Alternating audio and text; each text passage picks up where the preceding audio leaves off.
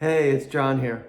One of the perennial questions that I get asked, or I talk to my friends about, or just even I think about myself, is how do we deal with circumstances when they're especially challenging, or at least they seem especially challenging?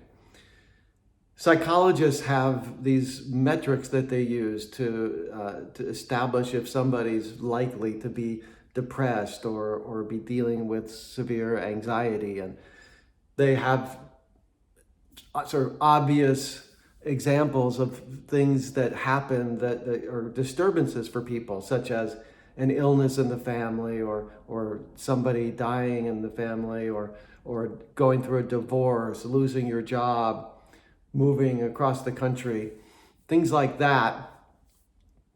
From a psychological perspective, will tend to result in some kind of psychological issues, which they label as depressed, anxious, so forth.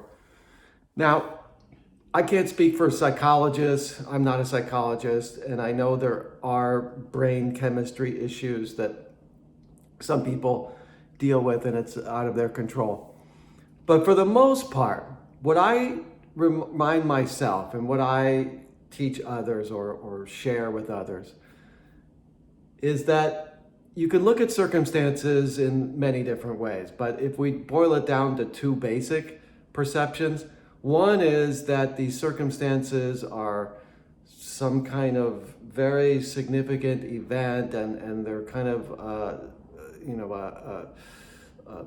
a blockage or an obstacle to the life we want, and so therefore it's easy to be temporarily interrupted or even kind of defeated within yourself as you go through these circumstances until you get to the other side.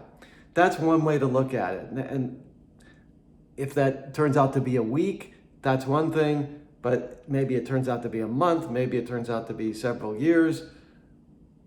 That can be a tough road to go down. Now, the other way to look at it, which I prefer, is to see these circumstances as if they're really an invitation for me to rise up. It's not something negative necessarily that's out to get me, that's personal to me. It's an opportunity, it's an invitation. Now, I can't stop my thoughts from running wild and presenting me all kinds of doomsday scenarios, but that's just my psychological thoughts, and that's based on my past, and that's based on my cultural training. But I'm able to stop and look and choose, and I choose to see so-called challenging circumstances as an invitation for me to remember who I really am and who I really want to allow myself to be. And that's the open, loving, generous, compassionate, powerful, and passionate John. And when I remember that, then it calms me, and it gives me actually peace.